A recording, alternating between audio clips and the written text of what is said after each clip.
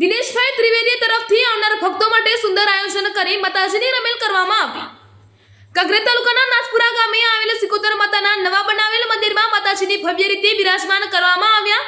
આ પ્રસંગે શ્રીવાળી બ્રાહ્મણ તેરવાડિયા સમાજ દરેક પરિવારના સહકારથી માતાજીનું ભવ્ય મંદિરનું નિર્માણ કરવામાં આવ્યું છે। આ મંદિરમાં નિર્માણ પછી આજે તારીખ 21 ના રોજ માતાજીને નવીન મંદિરમાં બિરાજમાન કરવામાં આવ્યા હતા। શાસ્ત્રોક્ત વિધિ સાથે મંત્રોચ્ચાર સાથે માતાજીની મંદિરમાં સ્થાપના કરવામાં આવી હતી। આ પ્રસંગે નાથપુરા ગામમાં ભવ્ય શોભાયાત્રા નીકળી હતી।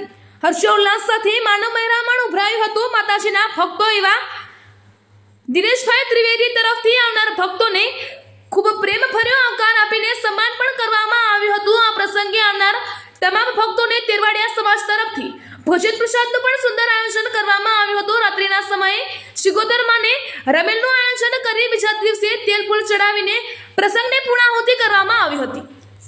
પ્રાચીન એવા સિકોતર માતાના મંદિરમાં નાથપુરા ગામ અને આજુબાજુના વિસ્તારમાંથી માતાજી ઉપર અટૂટ શ્રદ્ધા અને વિશ્વાસ સાથે લોકો બાધા માનતા પૂરી કરવા માટે વિશાળ સંખ્યામાં ભક્તો દૂર દૂરથી આવે છે અને સિકોતર માતા પણ તેમના દ્વારે આવેલા ભક્તોના મનમાં રહેલ કામ અને મનોકામના પૂર્ણ કરે છે।